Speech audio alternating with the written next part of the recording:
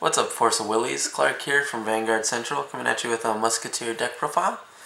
Starting off, we have 4, Familiar of Holy Wind. So draw engine of the deck, enter the draw card, and the activate ability is if you pay 1 Wind Will, deal 300 damage to a target resonator, and you banish this card.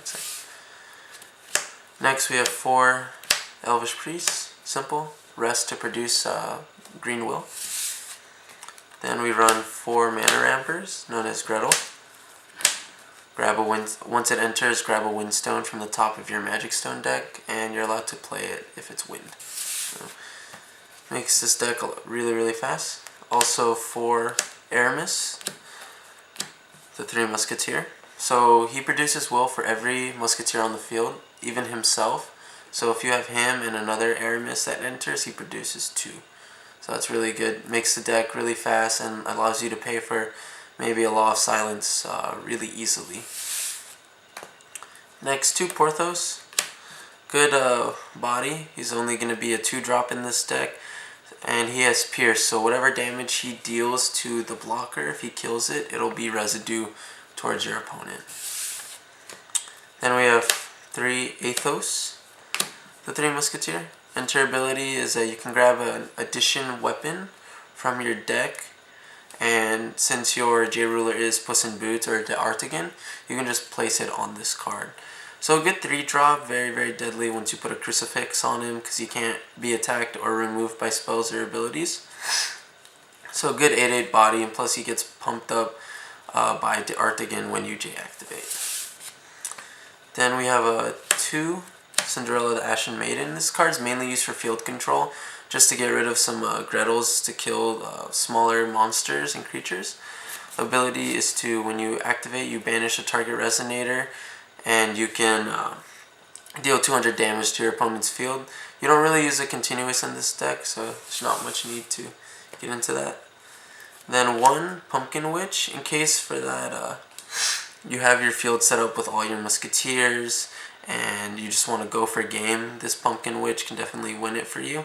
It allows everything to have flying and swiftness, and it has pretty good defense too. And another one of Carmilla, the Queen of Vampires. Her enter ability is to destroy a target non-vampire resonator. So I only run 1 of these in the deck just because, just in case I need to kill something really big off the board. So yeah. Onto spells.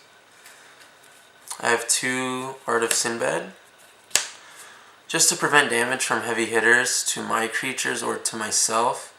Like if I'm playing against a flying Gilderai, I would want to prevent the damage because that thing's going to be hitting for high numbers. 2 Evolution of Limits, to get over blockers or to pump up my creatures, because Athos can be hit by Flames of Outer World, and that's 800 damage to him, so I can boost him really quick. Oh wait, no, you can't even chase that card. Never mind, but I mean this is good for like situational plays, of course. Sorry about that.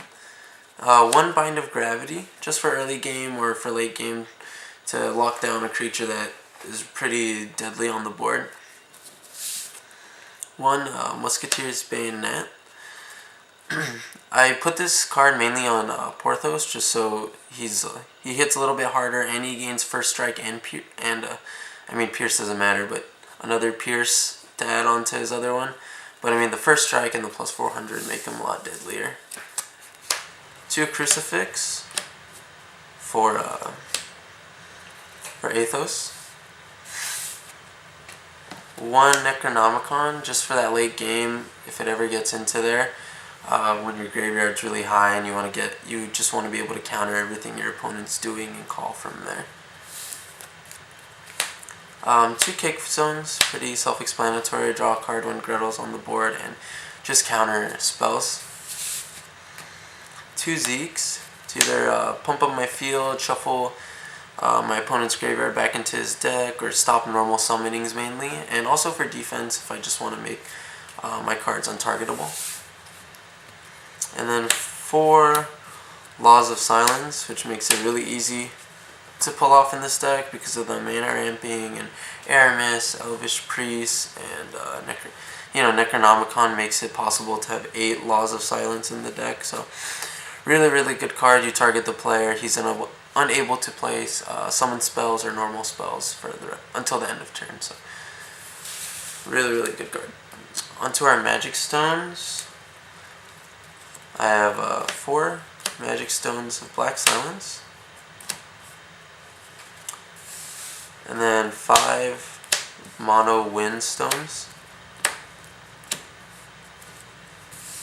And then 1 Feetsing, the Holy Windstone. This makes cards untargetable by spells until the end of turn. So just a defensive card, again, if I can't get a Crucifix out, or, you know, for the cards I want on the board.